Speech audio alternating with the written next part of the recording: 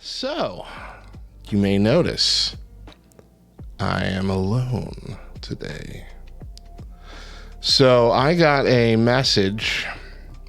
It's 7 o'clock where I am.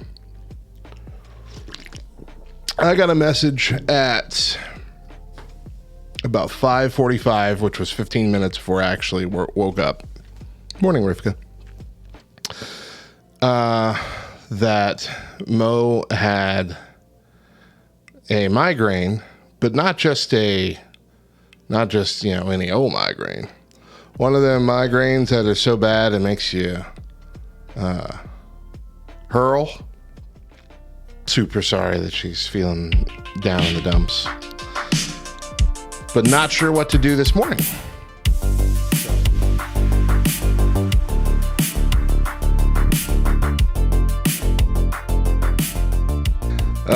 So today we were going to talk about, and we still might, NFTs.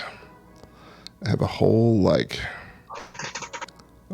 deep dive into what NFTs are,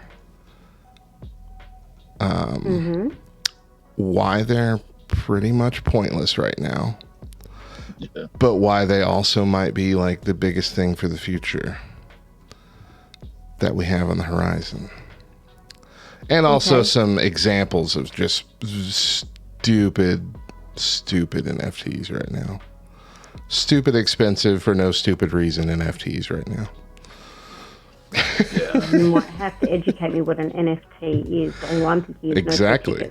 That's the main problem, is that people who aren't already in the NFT space, most of us have no idea what they are. So yeah, I mean, I've heard of them, but I've never really explored them too much. They've been around for a while, but they've been in the popular space here for the last couple of years, about as long as COVID. Right. But when you can have an acronym and then someone tells you what the acronym stands for and you understand it less, right, then you have a problem. Non-fungible token. Okay, I already have no idea what you're talking about, so I'm gonna go. It sounds like it'll be an interesting discussion. It sounds like a mushroom. Right. That was Therese joke. She doesn't like mushrooms. She got that before I was able to get that in there. And KY in chat says her mental picture of what a token is equals Pogs, and that's yeah. How many Pogs did you have? Arcades. How many Pogs did you have when you were a kid, Oriole? Oh man, were you heavy into Pogs? I had a ton of them. I never played the game. Yeah, I feel like I played the game. Slammers and everything. Yeah, I feel like I played the game maybe 5 times, but I was addicted to Pogs for like 2 years. Same. And there was a store that was about a mile away from my house that sold a bunch of Pogs, and so I was there quite often.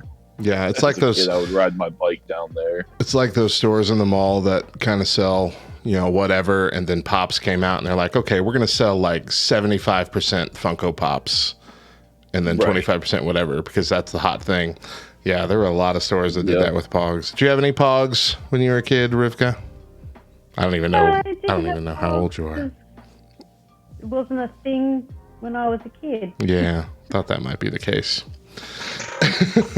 No, the only thing I remember cricket cards and football cards were the thing, but not Pogs. They didn't come around until probably when I was late high school. Okay.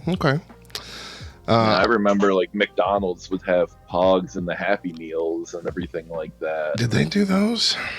I don't remember that. Yeah, they did some. And they normally were like the special slammers and things like that. Wow. Like, I remember because that was also like around, like a lot of movies would do that for kids. Like, Oh, I guess that makes sense. Yeah. the Power Rangers movie. That was around the time that Pogs, like in the mid '90s, they had a bunch of them. And You're right. I had a bunch of those. I remember that. Mm. They had so Pogs were just like cardboard discs. That is like the cheapest form of advertising you could get away with back then, and that was brilliant. If they were putting those in McDonald's. I know of them, and I know what they are. Yeah. Well, I mean, not just for you, but for everybody. Of them. Yeah. Mind you, my town that I grew up in didn't have a McDonald's until after I left. So we had what you guys would call Burger King, but it was called Hungry Jack's here. Hungry Jack's, I knew that one, yeah. But our Happy Meals were mostly like Snoopy's and those sorts of things. So no Pogs. Do y'all just call McDonald's Macca's down there, or are they called Macca's? Like, are they named Macca's? It's called McDonald's, but everybody calls it Macca's. Okay, so it's like we call it Mickey D's. It's just a nickname for it. It's like if your name's Gary or Darren or whatever, we shorten everything to Azza. So it's Dazza, Gazza, Bazza. Wow. Okay. Let's see. Slammers. I had a lot of beautiful like metal slammers. Yes. I remember I had one that was like a buzzsaw, but I also had like those thick slammers that had sound chips in them. Oh, I never had any of those. Yeah, so whenever you would slam them on the Pogs, it would make like an explosion sound or something. Those were fun. But I had like they came out with tubes. I remember like long tubes. Yeah. And I had like 5 or 6 of those things full. And they had a little clip that they could clip onto your belt. Yeah. So you could walk around school with your walk through the playground like some sort of weird cowboy. Yeah. One on each side. Oh yeah. I've got my Pogs ready to go. Hand on the tube, pop the tops with your thumb. Stuff with my own kids with their Pokemon. Oh gosh, yeah. My it's school actually hard to clip a binder said to no Pokemon cards. Yeah. Because it got so crazy. So I just missed the Pokemon thing as, growing up. Like I hit the age where I thought, no, that's a little too childish for me. I'm not going to jump into that. And now I kind of regret it because Pokemon's so big and I have no interest in it, but I feel like I would have if I had given it a chance as a kid. And see, I remember the middle school I went to, it was about a 20-30 minute bus ride, and because it was a magnet school, so it was you had to be accepted into it and everything like that.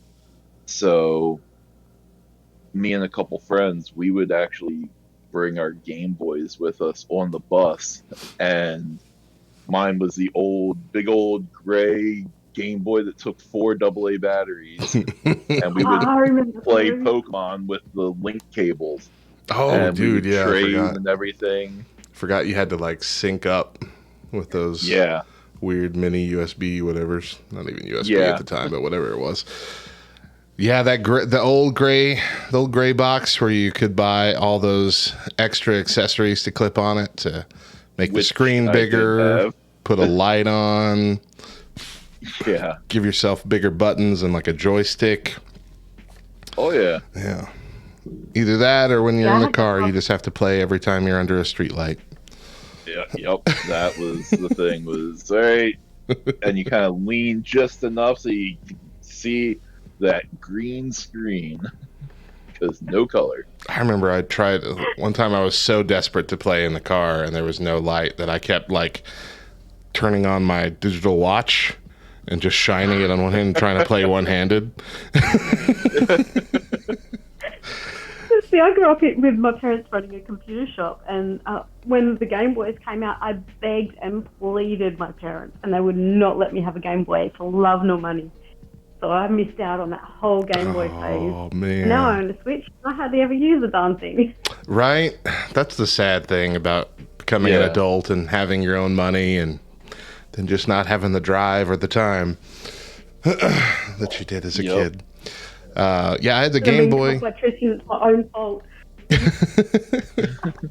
I had the Game Boy. I had the Game Boy Pocket, which was the smaller, compact version of the same thing. I remember that. Then I didn't actually get to join the Game Boy Color world until the Game Boy Micro. So I missed Game Boy 3, Game Boy Advance, Game Boy Advance SP, that little clamshell looking one. Yeah, the Game Boy Advance SP was my favorite. Yeah, I jumped in at the very tail end with the very last Game Boy, and that was the Game Boy Micro, which was about the size, maybe a little smaller than those Nokia phones. Yep. Oh my goodness. And I was in college at that point, and I won it. Like, I won it in a thing. I don't even remember which one. I won a bunch of stuff in college, actually. I won like a portable DVD player. I won that and something else. But anyway, it was so small that my hands would cramp up. And this was like my first thing as like an adult where I'm like, oh, this sucks. Being older sucks. I can't even kick the top buttons or nothing. It hurt though. Like it was like squared off. So like it would hurt your hand. It would dig into your palms the more you played it. I'm like, forget this. I remember that. So I'll forget this. And I bought a DS and that was fun. Yeah, the DS was cool. But yeah, the Game Boy Advance SP, I had one that was a NES style looking one. So it's like the gray with it looked like the old NES, and the buttons were the same color as the NES one. I think I remember seeing that, like for sale. Yeah, I like it when they do that kind of stuff. I had the DS XL. That was the 25th. It was either the 25th or 30th Mario Celebration Edition. Okay, yeah. And what's that came out just before the Game Boy 2D one? The 3DS? 3DS, and then you had the 2DS that came after that. Right. Because my kids both had those. Yeah, it did. Gosh. It did come out like almost immediately, which made me upset because I was in a no internet kind of situation at that point. And so I didn't know the 3DS was coming that soon after they released that special thing. So I spent a bunch of money on that special thing because I hadn't had an XL one. And I'm like, this is cool. And then it felt like a month later the 3DS came out. And I'm like, well, won't be buying that for a while. The 3DS was fun, but that also like eventually hurt my head with the 3D aspect turned on. Yeah, I just stopped. I stopped using it. I got the 2DS, so it was the. I think I would have liked it better. Shaped one. Oh, the one that's like a giant piece of toast. Yes, exactly. That's the one. Yes. I think I still have that somewhere. Joris, still have ours. Joris the Pony. Good morning from west side of the U.S. You're in Seattle. Joris, I want to live in Seattle for no other reason than the fact that it rains all the time, and that would be my ideal climate. I love. I only learned that it rains so much over there because of Peabody. Yeah. I went to Portland, I think, which is just south of. It's in Oregon, just underneath Washington, but they have the same issue. It rains a lot there. I went to Portland in high school for a journalism conference, which I don't think our school or parents knew just how much they just let us roam around during this thing. Like they just trusted us like we were adults. And so we just wandered all the way around Portland late at night, downtown. But one of the coolest things that I remember was swimming in the pool at the hotel late at night, and it started raining. And where I'm from, when that happens, you panic and you get out of the pool because you're going to get struck by lightning. And so I was like, oh, we got to get out. And like, there were people that lived there like, what? No, you don't got to get out. There's no thunder. There's no lightning. It rains all the time, and it's just rain. Just stay in the pool. And I'm like swimming in the pool, in this warm pool with these cool raindrops falling on you, was the coolest, most serene kind of thing. Like it was like an out of body experience for a short while. Like, this is so strange. And I have chased that feeling. I totally understand where you're coming from, Matt, with the lightning, because in Kalgoorlie, which is the town I'm originally from, if it rained 90% of the time, you'd have lightning and you would see it for miles.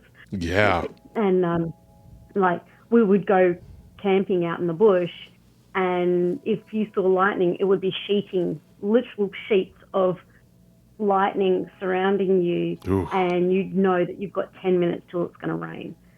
Wow. Yeah. And we were on the edge of the desert. So it was absolutely bonkers to live on, and you would get freezing temperatures, but it would never snow. Oh, man. But you would get, I lived through the hottest temperatures Kalgoorlie had ever seen, of 46.3 degrees Celsius. Okay, hold on. Which is well over 105. 105, okay. Oh, well. Yeah, that's well over 105. That's about on par with New Mexico and Arizona, and Nevada, this kind of area. We'll get up to those. In fact, I think Las Vegas routinely gets up to like 110, 116 in like July.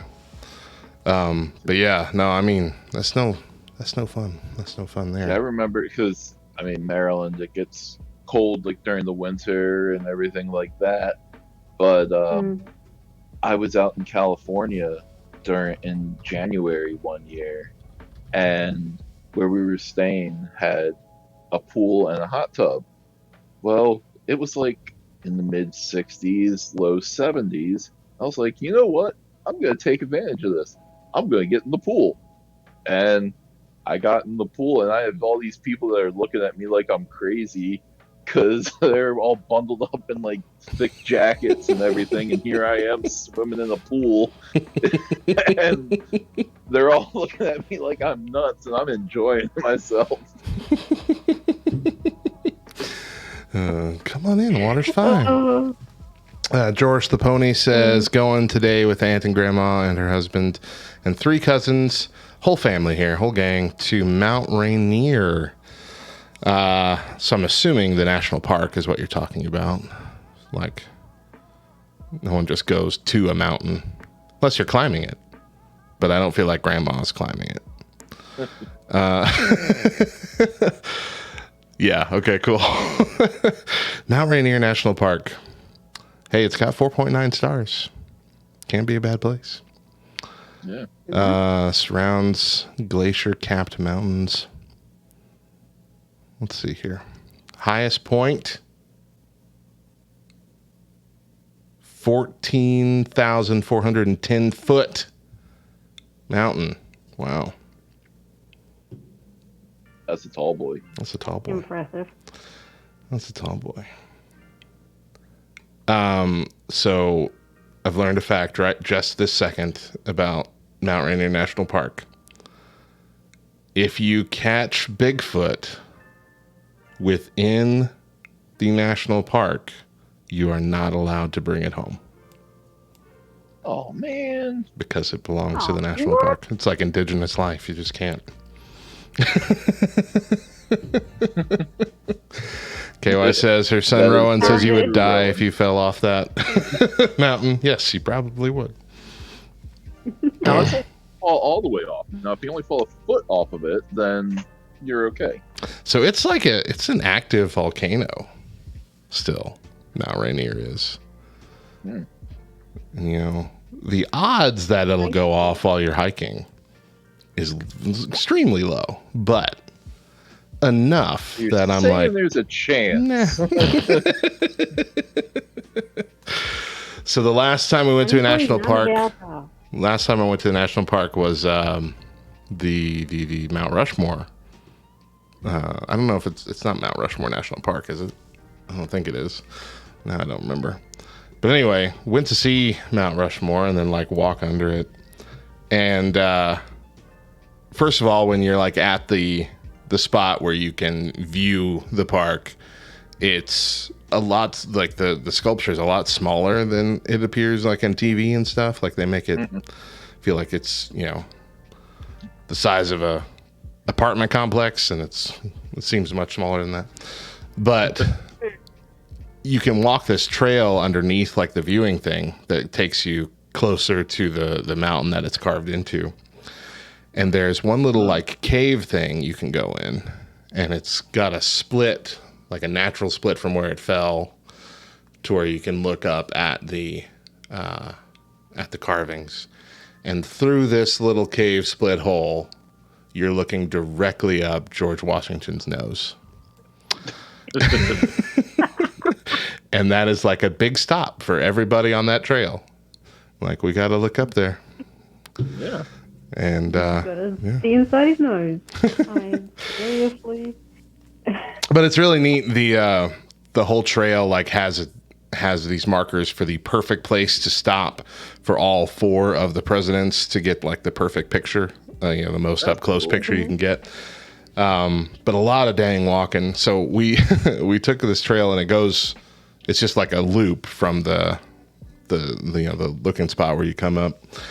And we went, you can go either direction you want, and we went left. And left was really calm and flat for the most part. And we got about halfway through, and then the other half is like 17 flights of stairs, up and down and up and down. And I'm like, oh man, we should have taken this side first because I'm so exhausted. I feel ya.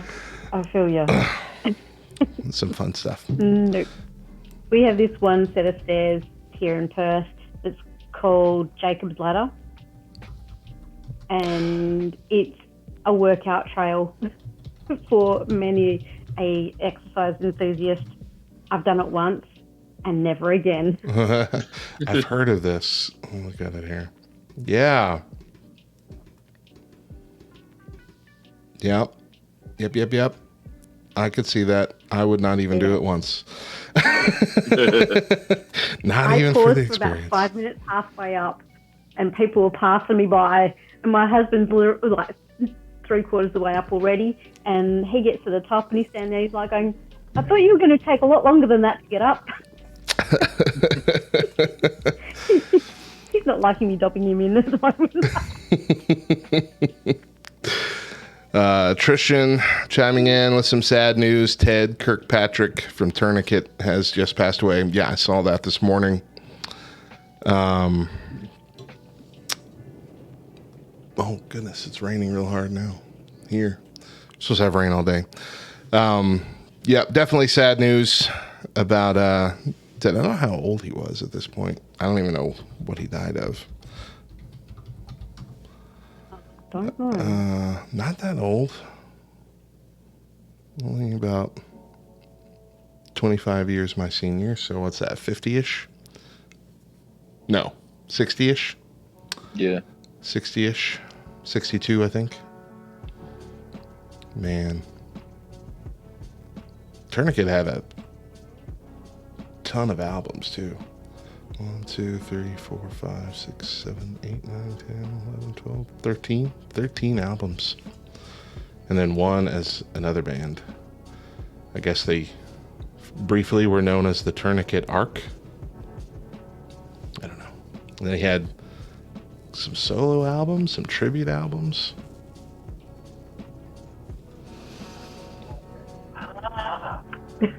Oh, God. What's going on?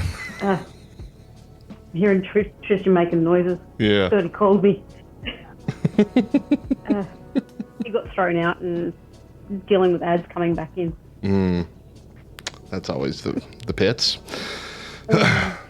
Can y'all hear that rain? It's fun. No. No, I can't, but that's okay. It is Considering loud. I've had so much rain in the last week, it's been crazy. We had 120 mil, which is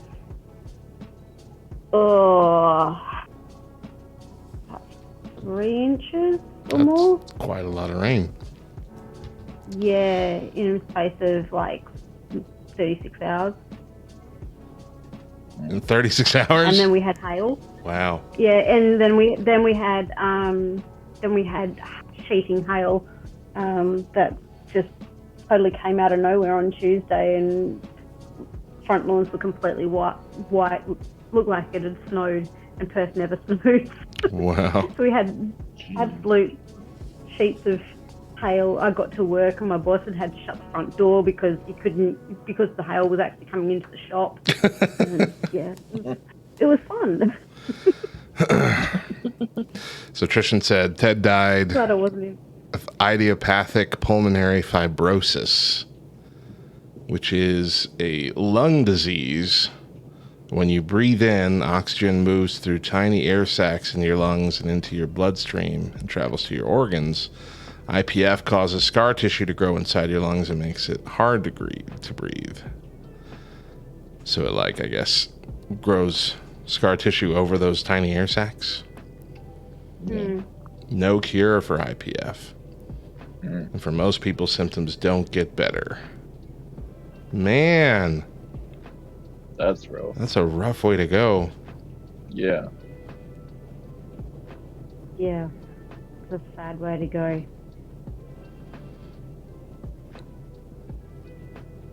Sad way to Sheesh. go. So many different symptoms that come with that, too. Gosh, that's rough, because that's a slow thing. Yeah. That probably takes years. It says some people get worse quickly, but others can live 10 years or more after a diagnosis. Imagine living Man. 10 years knowing you have that and there's nothing that can be done about it. Right. Looks like there are treatments that'll help manage it. The only way to cure it is to have a complete lung transplant. Which I guess is not a common thing. Yeah.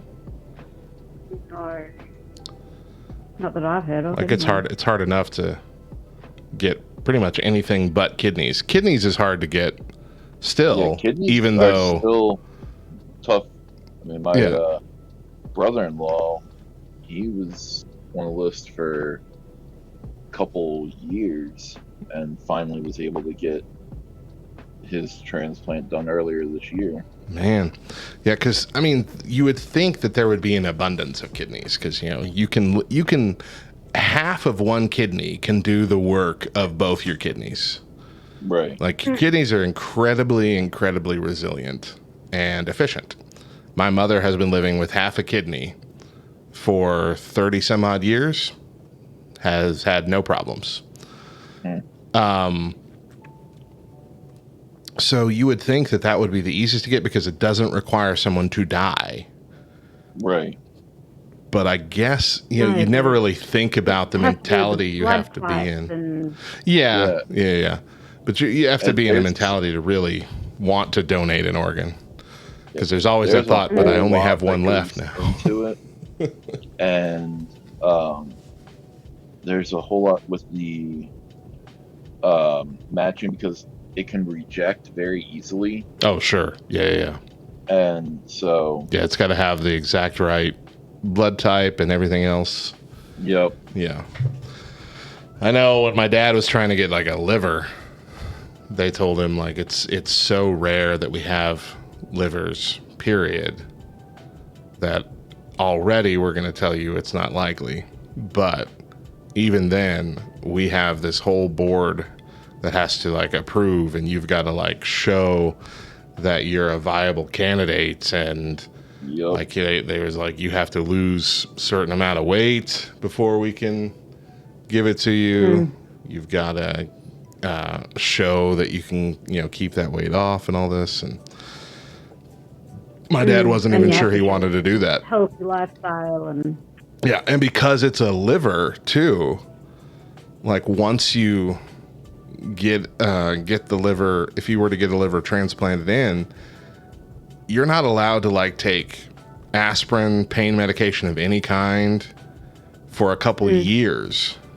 Yeah. Because all that stuff messes with your liver, and it can cause it to reject, or something like that. Like it was just that was basically the reason my dad decided just not to do it, because he had a massive back issue. And if he was gonna like, he'd be in recovery mode for a couple years and basically be crippled because he wouldn't be able to take any kind of pain medication, and he could not move without it. And so I think my dad just decided, should I live a couple more years and just be absolutely miserable and be a burden to everybody, or should I live these last couple years myself without trying to get the transplant, eat whatever I want, take the pain medication I need, and just try and spend time with the family. He made these decisions without telling anybody, which is the rough part. Until the end, but that was an impossible situation to put him in. GJJ Shane, didn't mean to ignore you there, but good morning. For those of you who have joined late, Mo has woken up feeling under the weather, and I'm pretty sure she went back to sleep before I actually saw her messages, which came in about 15 minutes before I was scheduled to wake up. And so I was waiting on her to give me kind of a thumbs up, thumbs down on if I should do these shows solo, because as we've said in previous episodes, in the past, it kind of felt like, this was my show and she was the co-host, the side host. And that was wrong. That was wrong of me to do, because, I asked her to join in and be my co-host, be a part of the show. It's Matt and Mo. It's not Matt with Mo. It's not this is the Matt Coker show, and here's my guest. I'm not Conan with Andy sitting on the couch next to me, It's both of us together. And so, I don't do co-hosts anymore, guest co-host if she can't be here. But I have done some solo shows in the past when it just required it. I haven't had to do it in a long time, but I was going to see if that's something that she wanted me to go ahead and do, or if we should just wait. And I feel like we're just going to have to wait. Tristan show, there's no morning show without Mo. You're absolutely right. So I think we're going to have to put a hold on it. But it was fun having this conversation with y'all this morning. Yes. Well, we went several different weird places, and that's always fun. So I'm going to... It was nice to actually be able to jump in for a change. Yeah, I was glad to hear your voice. It was good. I've only heard your voice once before, and that was when I was watching your sermon. Yes, that was a blast. Yeah. I get to do that occasionally here at church. They my pastor doesn't like to pull in other pastors. He likes to develop the people that we have on staff, and so three of us on staff kind of do a rotation whenever he's got to be gone, which is quite often because our poor pastor has to get surgeries and junk all the time because he didn't take care of himself. Our pastor went to New Zealand for 6 weeks. So we had a rotation of 6 different speakers and pastors, and with me officially being called a pastor in training, which has been on the cards for some time. Nice. It was kind of just, throw me under the bus, why don't you? So I got up to speak in front of, and our church congregation isn't a huge one. We've got just under 100 people. But it was a bigger crowd than what I normally speak to, because I normally speak to a home group. So, I kind of stepped up in the preaching world that week, and looking forward to being able to do it again. So Well, you seem fairly whenever confident, they ask me again. which is Sorry? good. Confidence is key, and you seemed fairly confident when you were up there. Having a fear background helps. Yeah. But yeah, so I always enjoy it. I don't think I'm, called to preach or anything of that nature, but I've had the opportunity to. I've been a public speaking guy since I was a kid. I remember in junior high, I was in 7th grade. I joined the public speaking class thing, and we had this ridiculous assignment to sell. Okay, it's going to sound bad the way but it's not how it sounds. But the ridiculous assignment was to sell ourselves.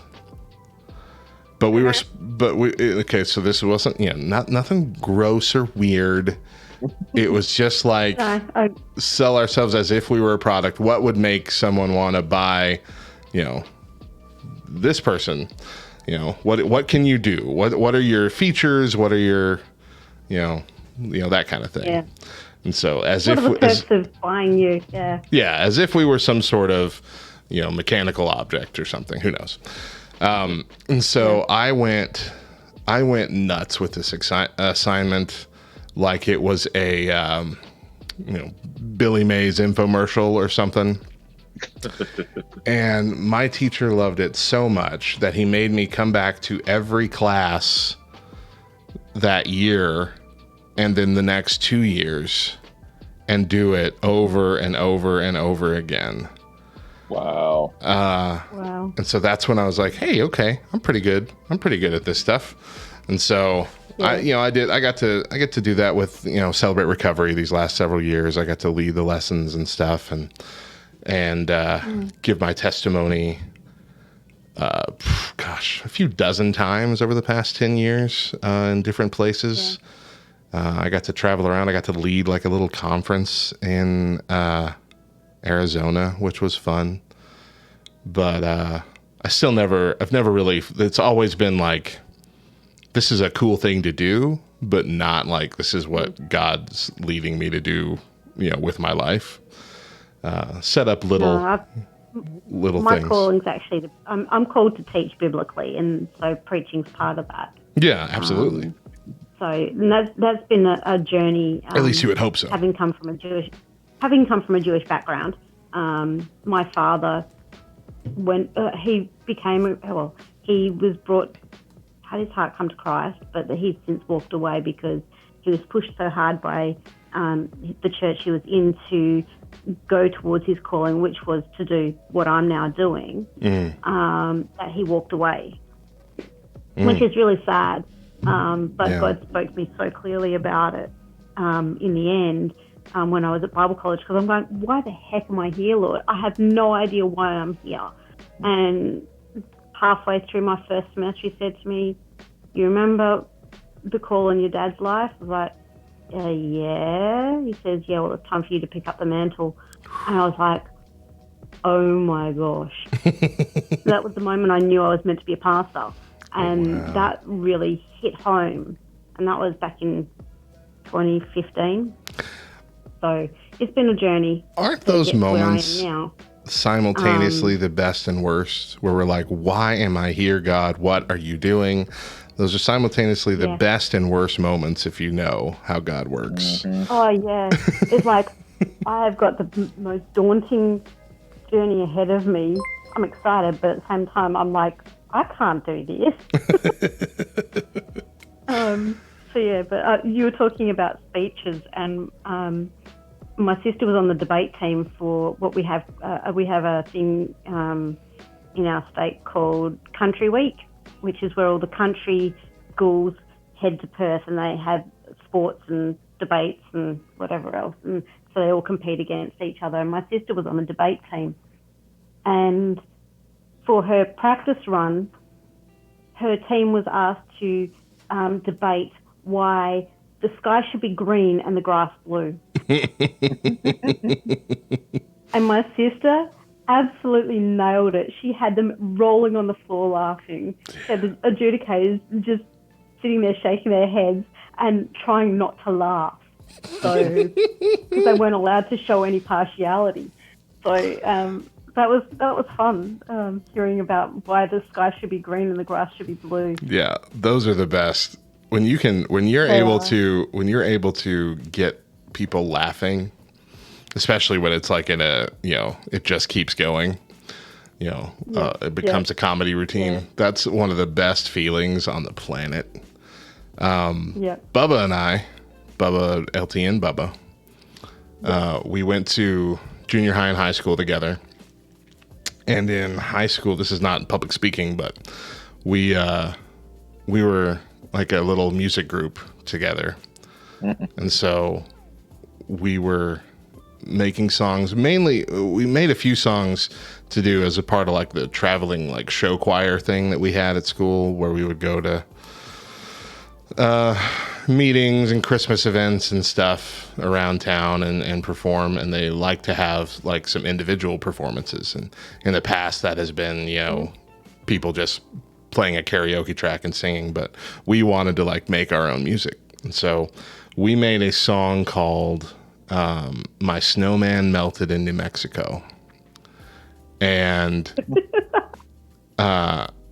it was about how it's like 85 in the shade, 93 is the high, that kind of thing. Like we're instead of roasting chestnuts, we're frying eggs out on the concrete. Stuff of that nature.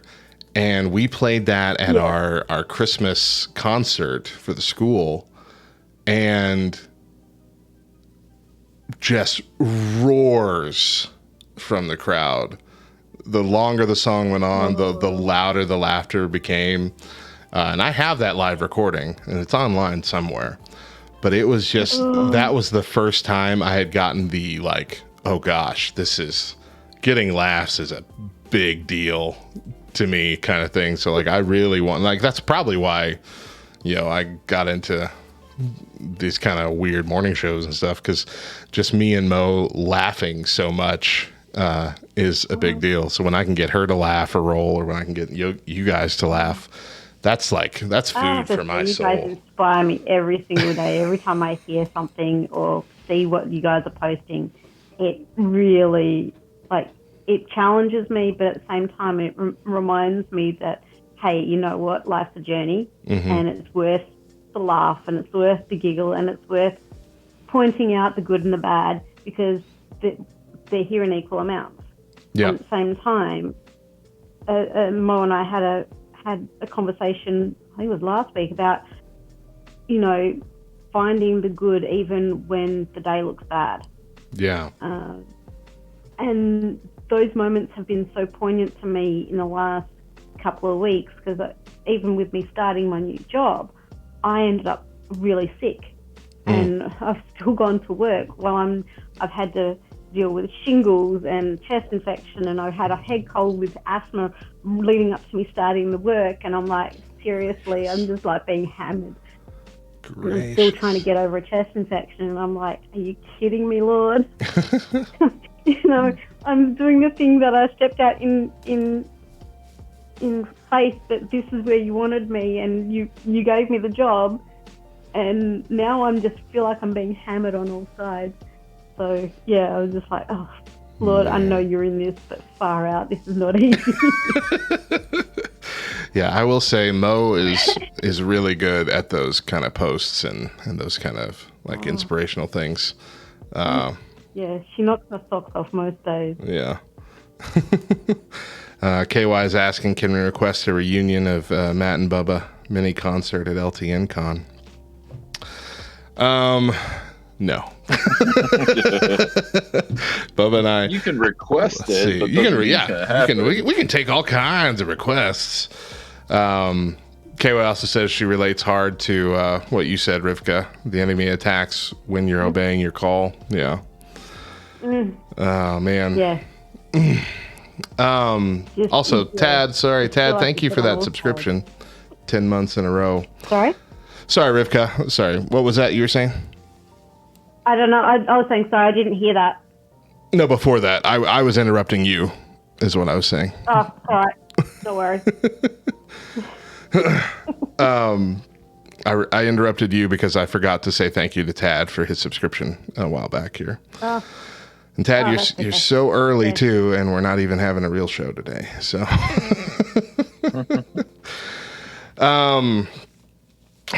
let's see. Bubba and I did that in high school, and then we got to come back and do it again. That song for.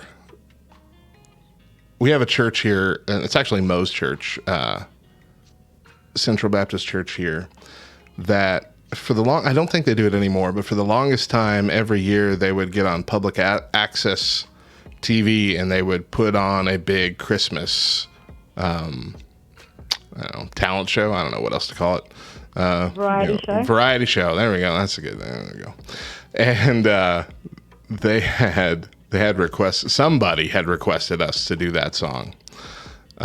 It's not particularly religious at all, other than the fact that it's Christian based. But for some reason, they're like, okay, yeah, let's do this. So Bubba and I worked on it I think it was like 5 years later, and so we hadn't sung it since then. We worked on it. We added harmonies and stuff that weren't there before. Just made it this beautiful thing.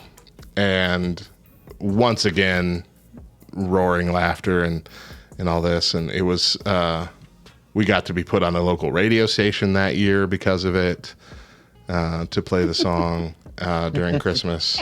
And they put it in their little Christmas rotation for about a month, and that was fun. Oh, that's brilliant. Bubba and I made a decent album for an acoustic album with two guys that wrote everything themselves. And we wrote things weird because what I would do and what I've always kind of done when I make music is I come up with like the melody and stuff in my head, and then I form the music around it instead of, building a song, musically and then kind of coming up with the lyrics. I would come up with the lyrics and how I want to sing them. And then Bubba would build the music around how I'm singing. And we came up with some... I think that's weird. That's exactly how I write music. Is it? Okay, good. I've never talked to anybody else who did it that way. And I really thought we were just messed up. I think lyrically. So I always... I'll see lyrics and then I'll hear the melody. So I automatically will hear the melody. I don't hear the rest of it first. And then I have a friend of mine who is very musically oriented. She's got a degree in it. She's the one who goes in and fills it up around it. So wow. Okay, see, I feel so much better now. Like I stopped telling people that because people kept telling me it was weird. Hey? So we got like we got some pretty. I mean, we made some pretty good. We made the pretty lame ones too, but we made some pretty good songs. And then it took us like 2 solid years to get it like recorded. But our choir teacher, his name was Chuck Tipton. We've talked about him on the show a few times. He was all for us making music and stuff, and so he let us use like his recording stuff and build a little studio in the choir room and all this, and that was really neat, and that really gave me like the bug to just like make music for fun as a hobby. And so that's what I've done that's been like my escape hobby. Like whenever I need to just break off from the rest of the world and all the other responsibilities for a while, I'm gonna go make some music. I'm gonna come up with something. Right. And so I don't really care about selling it or getting more professional or anything, because I just mainly make it for myself. But that's a fun thing. We're just going to keep going in rounds. It's effective, and what you do makes me, every time I hear your voice, like every time I hear one of the songs, I'm like, oh, that's Matt. Oh, yeah, that's a good one. I like that. No, I sit there with a smile on my face as I'm listening along. Well, thank you. Yep. That makes me feel good. It's all right. I like your vacation one, your summer vacation. I'm so proud of that one. I'm so proud of that vacation song. Yeah, brilliant. That's only absolutely brilliant. I only made a couple that were like genuinely my own this year. Like wrote my own. Most of the stuff I did with this last album were just my versions of covers, my reimagining of cover songs. But that one I'm so happy with. That might be my favorite I think I've ever put together, just for like fun's sake, you know. But I do appreciate that. It shows a piece of you. Yeah. Oh, and you know, and it's inspired by the actual trip that my wife and I took, our kind of second honeymoon, a couple years ago before we had the baby, and like that was a big deal for not just me and her personally, but for our marriage, you know. So we've been together for, 21 years, married for most of that time.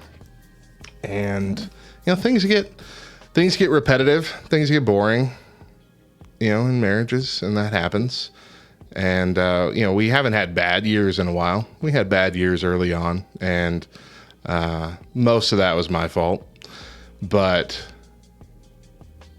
we've just had a lot of like kid-focused years, and, you know, that happens with couples when they start having kids. You get focused on developing them, and you kind of lose focus on growing your relationship. And that's it's harmless to begin with, but it could be dangerous the longer it goes on. And so Tristan and I've really worked on just even taking 5 minutes for us to even just nip down to the shops together and have that little one-on-one talk where the kids are now old enough, because, I mean, they're 16 and almost 14.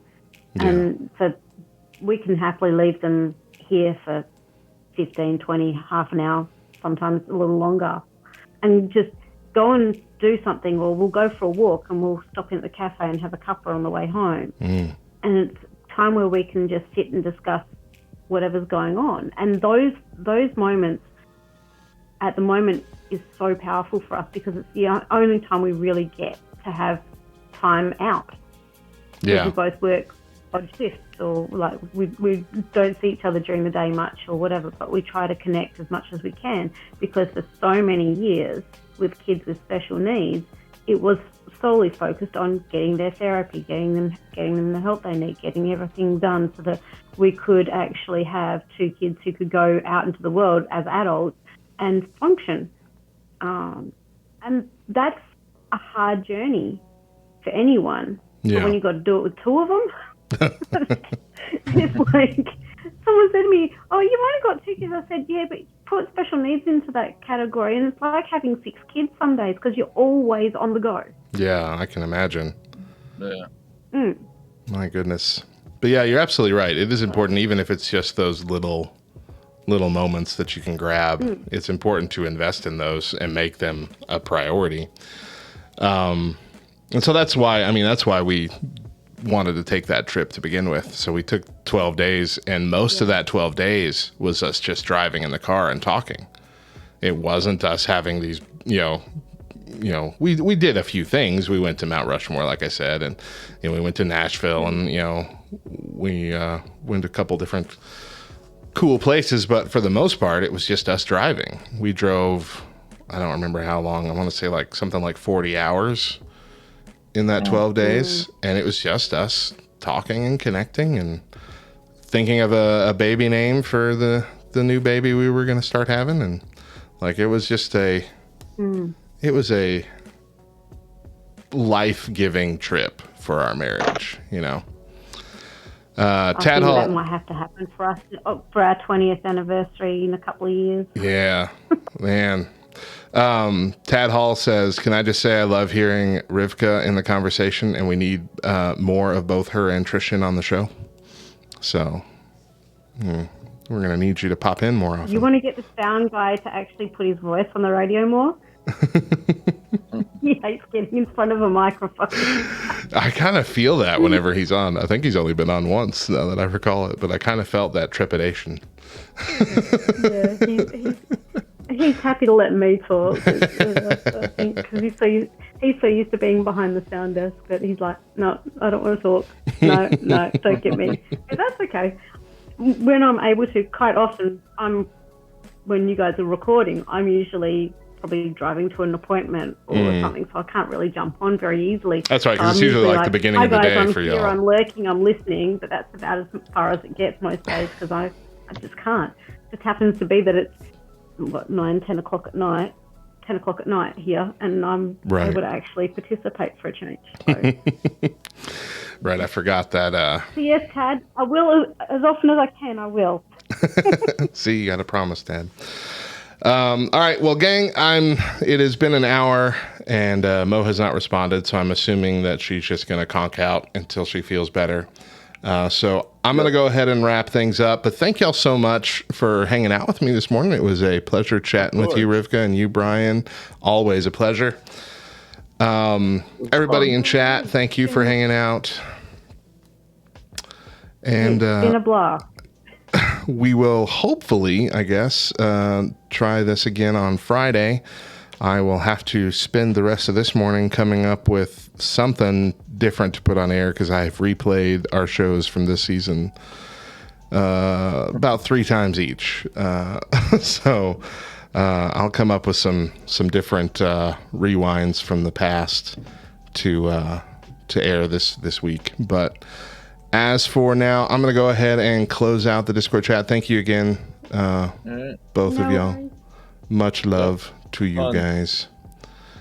Thanks for having us. Yeah. Yep. Have a good rest of the day. Y'all too.